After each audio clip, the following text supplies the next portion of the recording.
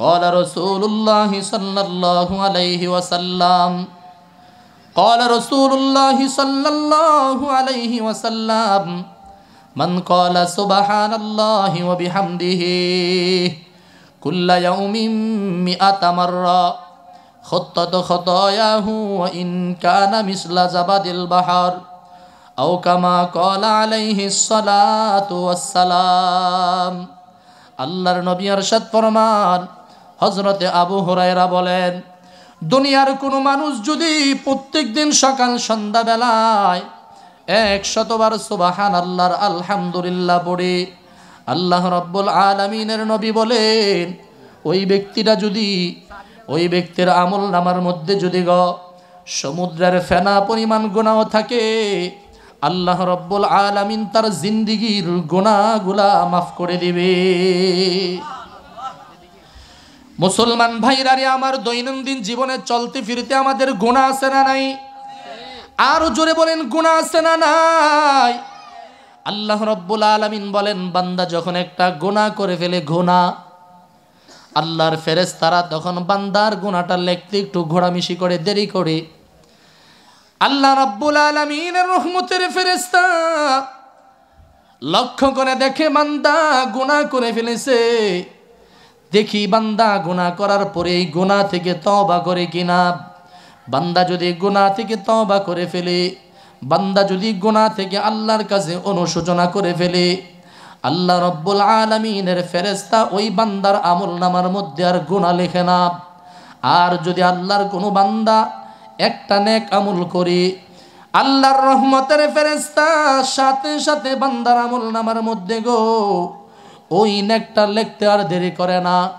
আল্লাহর কোরআন সাক্ষী, আল্লাহ বলেন কিরামান কাতিবিন ইয়ালামুনা মা তাফআলুন। বান্দার দুই কাঁধের মধ্যে সম্মানিত দুই ফেরেশতা কলম কাগজ নিয়ে বসে আছে। বান্দা যখন একটা নেক কাজ করে, বান্দা যখন একটা নেকের আমল করে, ওই ফেরেশতা নেকটা লিখতে এক মুহূর্তের জন্য দেরি করে না। আল্লাহ রাব্বুল আলামিন বলেন ও দুনিয়ার মানুষ, তুমি 60-70 বছর পর্যন্ত আমি আল্লাহর হুকুমের নাফরমানি কইরা, আমি আল্লাহকে তুমি দুশ্মনী কইরা, আদাওয়াতি কইরা, আমি আল্লাহর হুকুমগুলা না মাইনা,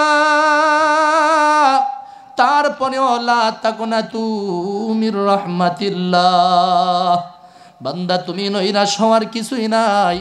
একটা বার যদি সেজদা দিয়ে আমি আল্লাহর কুদরতি বায়ে 2টা ফোঁটা চোখের পানি সাইরা যদি তুমি আমি আল্লাহকে একবার ডাক দিয়া সন্তুষ্ট করে ফেলতে পারো, অতিতাস এলাকার যুবক, আল্লাহ রাব্বুল আলামিনের ফেরেশতারা তখন ডাক দিয়া বলেন ওরে যুবক, তুই কেমন যুবক? তুই তো একজন নবীর উম্মত। সাহাবাই কেরামের জীবনীটা কেমন ছিল? সাহাবাই কেরামরা কেমন ছিল? তাদের ঈমানগুলা কেমন ছিল? এই জন্যই তো রব্বুল আলামিন ডাক দিয়া বলেন ও দুনিয়ার মানুষ, আমিনু কামা আমানান নাস, তোমরা ঈমান আনো সাহাবাই কেরামদের মতো ঈমান। কেমন সাহাবীদের মতো ঈমান? আল্লাহ রাব্বুল আলামিন কোরআন শরীফের মধ্যে আদেশ করেছে দুনিয়ার মানুষেরা তোমরা ঈমান আনো সাহাবাই কেরামদের মতো ঈমান। আবু বকর যেইভাবে ঈমান আনছে, ও পর্দার অন্তরালের মা বোনেরা, খাদিজাতুল কুবরা রাদিয়াল্লাহু তাআলা আনহা যেইভাবে ঈমান আনছে, ও দুনিয়ার মানুষ যেইভাবে হযরতে সুমাইয়া ঈমান আনছে, ওইভাবে যদি তোমরা ঈমান আনতে পারো, আল্লাহ রাব্বুল আলামিন তোমাদেরকে একটা টান দিয়া 70 বছর পর্যন্ত গুনাহ করতে করতে করতে করতে গুনার সমুদ্রের মধ্যে হাবুডাবু খাওয়ার পরেও যদি আল্লাহকে যদি একবার আল্লাহ বলে ডাক দিতে পারো, আল্লাহ রাব্বুল আলামিন তোমার জান্নাতি যুবক হিসাবে কবুল কইরা ওলির দফতরে নামটা লেখায়া আল্লাহ তোমাকে পৃথিবীর শ্রেষ্ঠ যুবক হিসাবে কবুল করে নেবে। এই জন্য আল্লাহ রাব্বুল আলামিন বলেন ঈমান আনো সাহাবাই কেরামদের মতো ঈমান। সাহাবাই কেরামদের ঈমান কেমন ছিল? একজন সাহাবীর ঘটনা আপনাদের কাছে আমি বলবো, যেহেতু এটা যুবকদের মাহফিল। যুবক ভাইয়েরা কানটা খাড়া করে শোনো। আরবের মধ্যে একজন যুবক সাহাবী, যার নামটা হাদিসের কিতাবের মধ্যে আসছে, যুবকটার নাম হলো মুসআব ইবনে উমাইর। যেই যুবকটার ব্যাপারে হাদিসের কিতাবের মধ্যে আসছে, সে তো সাধারণ একজন যুবক নয়। মুসআব ইবনে উমাইর এমন একজন যুবক, যেই মুসআব ইবনে উমাইর, যাকে বলা হয় ফাতহে মক্কা, মক্কার হিরু বলা হয়, মক্কার একজন ফ্যাশনেবল যুবক। ওইখানে কথা হচ্ছে কিসের? এনই সে বলেন, সুন্দর হবে। আপনারই তো কইবেন কথা। মাশাআল্লাহ, খুব সুন্দর হইতেছে। কোন কোন মনে হইতেছে যে অজেতে মানুষ আরো এনে বেশি, ঠিক নিও। ই তো আমাদের একটা সবচেয়ে বড় সমস্যা। সবাই খালি ভাইরালের পিছনে দৌড়ায়। ভাইরাল বক্তা আসবে, বসে যাবে, আল্লাহ সে আসিফ হুজুর হোক আর নজরুল হুজুর হোক, একজন ওইলি হয়। আল্লাহ তুমি বুঝার তৌফিক দান করো, জোরে বলেন আমিন। যাক, বলতেছিলাম যে আরবের সবচেয়ে ফ্যাশনেবল যুবক ছিলেন। যাক, তারা ওইদিকে থাকুক, আর কথা না বলি। আরবের সবচেয়ে ফ্যাশনেবল একজন যুবক, যেই যুবকের নাম হলো মুসআব ইবনে উমাইর। হাদিসের কিতাবে আসছে, কয় মুসআব ইবনে উমাইর, তার চেহারাটা এত সুন্দর ছিল, রাসূল সাল্লাল্লাহু আলাইহি ওয়াসাল্লামের সাথে 10 জন মানুষের চেহারা মিলত। এর ভিতরে একজন হলেন মুসআব ইবনে উমাইর। সুবহানাল্লাহ কোন? সুবহানাল্লাহ কোন জায়গায় কইতে বুঝেন না আপনারা? আমি একবার নীলফামারী পঞ্চগড়ে এক মাহফিলে গিয়ে কইছিলাম, আমল খারাপ হওয়ার কারণে মানুষ জাহান্নামে যাবে, কয় সুবহানাল্লাহ। এটা কি সুবহানাল্লাহর জায়গা? তো সুবহানাল্লাহ কোন জায়গায় কইতেইব? আলহামদুলিল্লাহ কোন জায়গায় কইতেইব? এটা তো অন্তত পক্ষে এই কুমিল্লা তিতাস এলাকার মানুষটা রস করে বোঝানোর দরকার নাই। যেহেতু আপনারা আপডেট মানুষ, আপনারা হচ্ছেন একজন সচেতন নাগরিক, ইসলাম প্রিয়, ধর্মপ্রিয় মানুষ আপনারা। আপনাদের অতিথি পরায়ণতা, আপনাদের আয়োজন আঞ্জাম সব কিছু সুন্দর। আল্লাহ তাআলা যেন আপনাদের ঈমান আমলকেও সুন্দর করে দেয়, বলেন আমিন। তো মুসআব ইবনে উমাইর এমন সুন্দর ছিল, তার সুন্দরের বয়ান বেশি করার দরকার নেই, একটাই বলি, সেটা হচ্ছে 10 জন মানুষের সাথে রসুলের চেহারার আকৃতির কিছু মিলত। ওই 10 জনের মধ্যে একজন ছিলেন মুসআব ইবনে উমাইরের চেহারাও রসুলের সাথে মিলত। তাহলে বোঝা যায় মুসআব ইবনে উমর কেমন ছিল। আর বলতে হবে, সেই মুসআব ইবনে উমাইর ইসলাম গ্রহণ করার আগে উল্টা পাল্টা চলাফেরা করতেন। যেমন সুন্দর ছিল তার চেহারা, এমন ছিল তার বংশীয় মর্যাদা, অর্থাৎ টাকা পয়সার অভাব ছিল না। এমন ছিল তার রুচি আর চয়েস। এই 3 গুণওয়ালা বিশিষ্ট মানুষ সমাজের মধ্যে খুঁজে পাবেন না। একজন মানুষ তার চেহারা সুন্দর কিন্তু রুচি খারাপ, সিরা ভাড়া কাপড় চোপড় পরে, আছে না নাই? অথবা একজন মানুষ সমাজের মধ্যে আসে, পয়সার অভাব নাই, পয়সার কোনো অভাব নাই, কিন্তু দেখতে সুন্দর না। যেমন বাংলাদেশের মধ্যে একজন আছে না, মুসা শমশের, 2.5 হাত হবে মানুষটা, কিন্তু পয়সার অভাব নাই। আমি তাকে ছোট করছি না, উদাহরণ দিচ্ছি। অথবা টাকা পয়সাও আছে, সুন্দরও আছে, কিন্তু রুচি ভালো না। পয়সার অভাব নাই, টাকার অভাব নাই, কিন্তু ফার্মের মুরগি দিয়ে ভাত খায়, আছে না নাই? মাদ্রাসার জন্য চান্দা চাইলে, মাহফিলের জন্য চান্দা চাইলে দিতে চায় না। কিন্তু মুসআব ইবনে উমাইর যেমন ছিল সুন্দর, তেমন ছিল আর্থিক অবস্থা ভালো, তেমন ছিল তার রুচি। সকালবেলা একটা শার্ট পরতেন, বিকালবেলা আরেকটা, সন্ধ্যাবেলা আরেকটা, ফ্যাশন এমন ছিল। যেই মাত্র রাসূল সাল্লাল্লাহু আলাইহি ওয়াসাল্লামের ঈমানের দাওয়াত এই মুসআবের কানে পৌঁছে গেল, সাথে সাথে কালিমা পড়ে সারেন্ডার হয়ে রাসূলের দরবারে পড়ে রইলেন। সুবহানাল্লাহ। আজকে যুবক, তোমাকে নামাজের কথা বললে পড়ে তুমি বলো যে আমার তো এখনো বয়স হয় নাই। আরে বয়স যে তোমার হবে সেটার গ্যারান্টি তোমাকে দিল কে? আপনাদের এই তিতাস এলাকার মধ্যে কি বাবার আগে সন্তানের মৃত্যু হয় কি হয় না? এরকমভাবে বাবার আগে দাদার আগে বাবার মৃত্যু হয়, বাবার আগে সন্তানের মৃত্যু হয়, ছোট ভাইয়ের মৃত্যু বড় ভাইয়ের আগে হয়, এরকম আছে না নাই? তাহলে তুমি আর আমি যে বসে আছি, যে বয়স হইলে পরে নামাজ পড়বো, পরে দাঁড়িয়ে রাখবো, পরে মক্কা মদিনায় যাব, আরে বয়স হবে এটার গ্যারান্টিটা দিল কি? পৃথিবীতে অমায়ক চরম পর্যায়ের সত্য কথা যেটা, সেটা হলো পৃথিবীর মানুষের সবচেয়ে কাছের বন্ধু হলো মৃত্যু।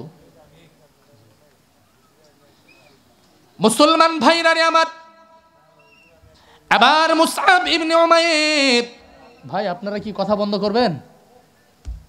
আশ্চর্য করবার, এটা আমার এলাকা, তিতাস এলাকার মানুষ এমন হবে কেন? এই কথাটা আমি বলার আগে আপনাদেরকে বহুতবার তাকাইছি আপনাদের, আপনার সম্মানটা রাখেন নাই। আর যদি কথা বলতে চান তাহলে 10 মিনিট অফ থাকুক, বলেন, তারপরে শুরু করবো। এতটুকু বুঝেন না যে না আলোচনা হইতেছে, আপনি কথা বললে আমি কেমনে কথা বলবো? আল্লাহ তুমি বোঝার তৌফিক দান করো, সবাই বলেন আমিন। মুসলমান ভাইরা রে আমার, এবার মুসআব ইবনে উমাইর যেই মাত্র রসুলের কালিমার দাওয়াত পেয়ে গেলেন, সাথে সাথে রসুলের দরবারে গিয়া খায়া না খায়া পইরা থাকি। কিসের খানা, কিসের কাপড়, কিসের কি, দুনিয়ার কিছুই নাই। মুসআব ইবনে উমাইর কালিমার দাওয়াত পাওয়ার পরে, ইসলাম গ্রহণ করার পরে আল্লাহর নবীর শরণাপন্ন হয়ে যায়। আমার নবী রাহমাতুল লিল আলামিন মুসআব ইবনে উমাইরকে এত ভালোবাসে, মুসআব ইবনে উমাইরকে এত পছন্দ করি। একদিন যখন নাকি মুসআব ইবনে উমাইর আল্লাহর নবী তাকে যুদ্ধের ময়দানের সেনাপতি বানায় পাঠিয়ে দিলেন। উহুদ যুদ্ধের মধ্যে মুসআব ইবনে উমাইর যুদ্ধের ময়দানের মধ্যে চলে গেল। কাফের মুশরিকদের সাথে দাওয়া পাল্টা দাওয়া, এক পর্যায়ে যুদ্ধের মধ্যে চরম পর্যায়ের যুদ্ধ শুরু হয়। মুসআব ইবনে উমাইর ওই যুদ্ধের মধ্যে কালিমা পড়ে মুসলমান হওয়ার পরে মুসলমানদের মধ্যে যখন নাকি একটু ত্রুটি হলো, ওই যুদ্ধের মধ্যে মুসআব ইবনে উমাইর শাহাদাত বরণ করে, শাহাদাতের শুধু বরণ করিয়া আল্লাহ রাব্বুল আলামিনের ডাকে সাড়া দিয়া মালাকুল মউত আজরাইলের সাথে সাক্ষাৎ হয়ে যায়। মুসআব ইবনে উমাইর যখন মৃত্যুবরণ করে ফেললেন, আমার নবী রাহমাতুল লিল আলামিন ডাক দিয়া বলেন, সাহাবী মুসআব ইবনে উমাইরের মৃত্যু হয়ে গেছে, তোমরা তাদের লাশগুলা তালাশ করো। 60 থেকে 70টা লাশ জমিনের মধ্যে, ময়দানের মধ্যে পড়ে আছে, এর ভিতরে মুসআব ইবনে উমাইরের লাশটাও পড়ে আছে। আমার নবী রাহমাতুল লিল আলামিন সাহাবাই কেরামদেরকে ডাক দিয়া বলেন, সাহাবী যুদ্ধের ময়দানের মধ্যে যারা শাহাদাত বরণ করেছে তাদেরকে তোমরা দাফন করে ফেলো এবং প্রত্যেকটা কবরের মধ্যে 2 জন করে শহীদকে ঢোকায়া দাও, তাহলে তোমাদের জন্য পরিশ্রম কম হবে। আমার নবী রাহমাতুল লিল আলামিন এবার মুসআব ইবনে উমাইরকে খুঁজতে খুঁজতে দেখে মুসআব ইবনে উমাইরকে পাওয়া যায় না। অনেক খোঁজাখুঁজির পর মুসআব ইবনে উমাইরের লাশটা নবীর সামনে নিয়ে আসছে। আমার নবী রাহমাতুল লিল আলামিন মুসআবের চেহারার দিকে তাকায়া বলে, ও মুসআব, এত সুন্দর তোমার চেহারাটা ছিল রে, ইসলাম গ্রহণ করার পূর্বে তোমার ফ্যাশনটা এত সুন্দর ছিল, চয়েসটা এত সুন্দর ছিল। সকালবেলা একটা জামা পরতা, সন্ধ্যাবেলা একটা, দুপুরবেলা একটা। এত সুন্দর ফ্যাশনেবল যুবক, এত সুন্দর যুবক হওয়ার পরে তুমি যেই দিন থেকে নাকি কালিমা গ্রহণ করে মুসলমান হয়ে গেলা, ওই দিনের পর থেকে তুমি ঠিক মতো খাবারও খাইতে পাও না, ওই দিনের পর থেকে তুমি ঠিক মতো কাপড়ও পরতে পারো না। ও মুসআব ইবনে উমাইর, আজকে তুমি শাহাদাতের পেয়ালা গ্রহণ করে আল্লাহর কাছে হাজিরা দিয়া তুমি চইলা গেলা। ও মুসআব ইবনে উমাইর, আল্লাহর জান্নাতের মেহমান তুমি হয়ে গেছো। এবার মুসআব ইবনে উমাইরকে দাফন করার জন্য সাহাবাই কেরাম যখন তার লাশকে সামনে আনলেন, আল্লাহর নবী ডাক দিয়া কই, সাহাবী দেখো মুসআব ইবনে উমাইরের পরনের মধ্যে কাপড় কি আছে। যেই মুসআব নাকি এমন ফ্যাশনেবল যুবক ছিলেন, সকালবেলা একটা জামা, দুপুরবেলার একটা জামা, যেই চয়েস মতো জামা পরতেন।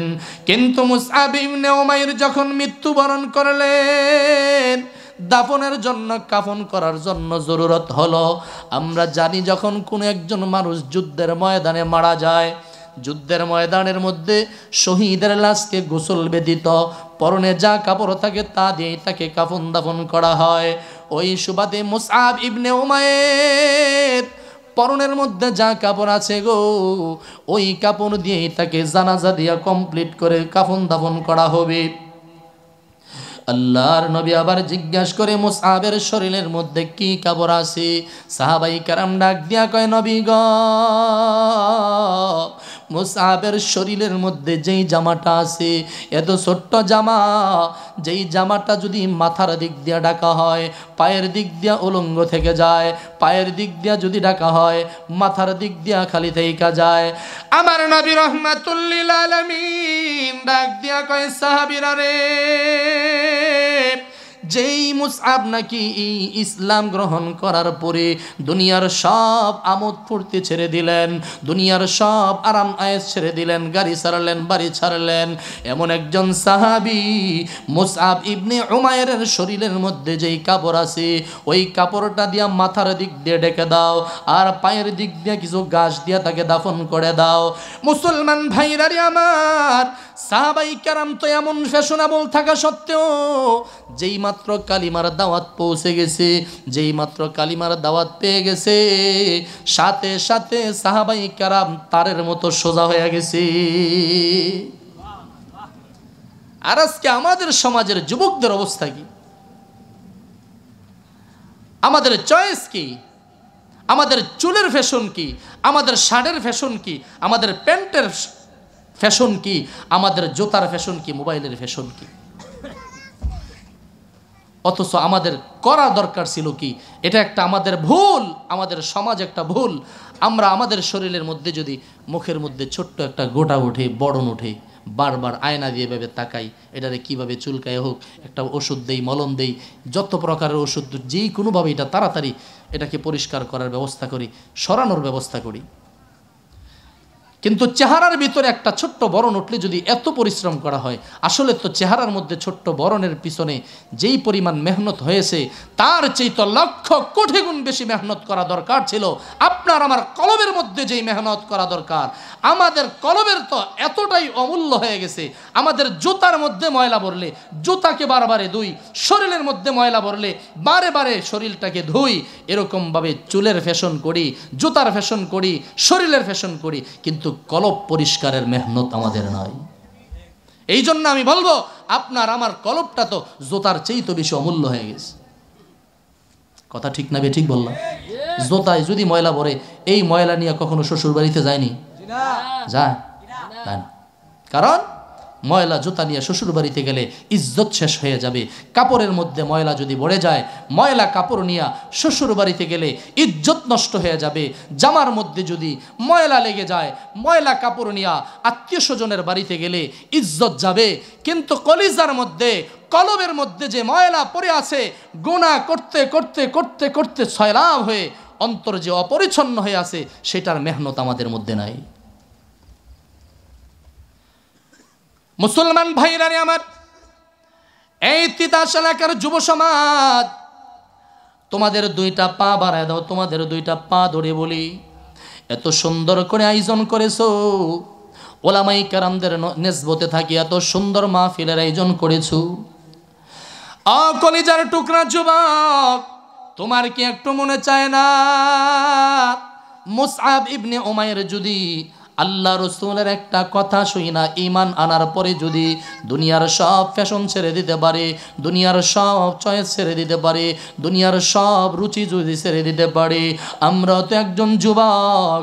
আরে হযরত বেলাল তো একজন যুবক ছিল, হযরতে আমর ইবনুল খাত্তাব তো একজন যুবক। এরকম ভাবে আল্লাহ রসুলের যুবক অনেক সাহাবী ছিল রে। এর ভিতরে একজন যুবক সাহাবীর নাম হলো হযরতে আম্মার রাদিয়াল্লাহু তাআলা আনহা। যে আম্মার কালিমা গ্রহণ করেছে, আম্মারের মায়ের নাম হলো হযরতে সুমাইয়া, মহিলা একজন সাহাবী। হযরত আম্মারও যখন নাকি কালিমা গ্রহণ করেছে, আম্মার কালিমা গ্রহণ করার পর যত প্রকারের নির্যাতন আর নিপীড়নের স্টেম রুলার আছে তার উপর দেয়া যায়। কলিজার টুকরা যুবক, হযরত আম্মার যদি কালিমা গ্রহণ করার পরেও নির্যাতন আর নিপীড়ন সহ্য করিয়া করিয়া সে যদি ঈমান আর ইসলামের উপর অটল অবিচল থাকতে পারে, কুমিল্লা এলাকার যুবক, তোমার হাত পা দুটা বাড়ায় দাও, পায়ে ধরে বলি আজকের পর থেকে ওয়াদা করো রে, জিন্দিগিতে কোনোদিন মা বাবার মনে কষ্ট দেব না, জিন্দিগিতে কোনোদিন বাবা মাকে কষ্ট দেব না, পীর বুজুর্গদেরকে কষ্ট দেব না, ওলামায়ে কেরামরা যেইভাবে বলে সেইভাবে চলব। মুসআব ইবনে উমাইর যদি রাসূলের সোহবতে থাইকা যদি তার ঈমানকে এত সুন্দর করতে পারে রে, আল্লাহ রসুলের একজন সাহাবীর নাম হলো আল্লাহ রসুলের একজন সাহাবীর নাম হলো হযরত আম্মার রাদিয়াল্লাহু তাআলা আনহু। হযরত সুমাইয়া রাদিয়াল্লাহু তাআলা আনহার সন্তান সুমাইয়াও কালিমা গ্রহণ করছে, হযরত আম্মারও কালিমা গ্রহণ করছে। যেই মাত্র মা এবং সন্তান কালিমা গ্রহণ করে ফেললেন, সাথে সাথে আবু জাহাল খবর পায়। আবু জাহাল দুজনকে খবর দিয়া বলে, তোমরা নাকি কালিমা গ্রহণ করেছো, কথা সত্য কিনা? হযরতে সুমাইয়া ডাক দিয়া কয়, আবু জাহাল, আমিও কালিমা গ্রহণ করেছি, আমার সন্তানও কালিমা গ্রহণ করেছি।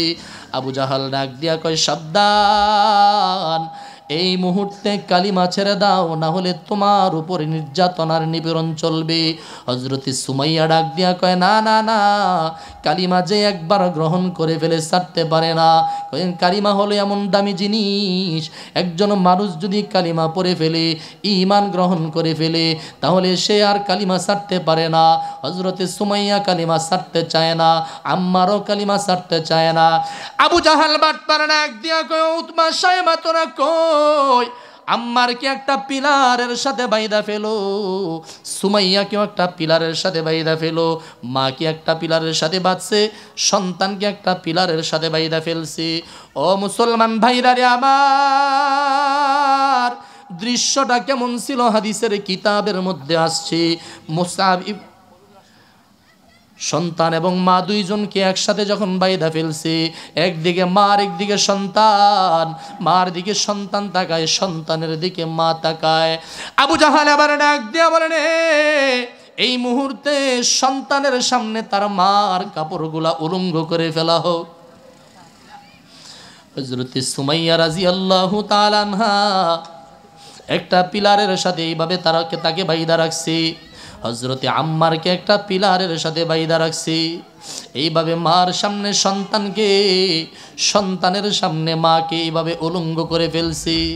আম্মার রাদিয়াল্লাহু তাআলা আনহু এইভাবে চেহারাটা নিচের দিকে দিয়া রাখছে। আবু জাহাল ডাক দিয়া কয়, তার চেহারাটা কেমন ভাবে করে দাও, যাতে করে মার লজ্জাস্থানের দিকে তার চেহারাটা হয়ে যায়। হযরতে আম্মার চোখের পানি চাইরা কয়, ও মালিক, এই দৃশ্যটা দেখার আগে তুমি কেন আমাকে দুনিয়া থেকে বিদায় নিয়ে নিলা না? এমন একটা দৃশ্য আমাকে দেখা লাগবে, আমার মাকে উলঙ্গ অবস্থায় আমার দেখতে হবে। অপরাধটা তো শুধু এতটুকু নয়, আল্লাহ, আমি ঈমান এনেছি, কালিমা পড়েছি।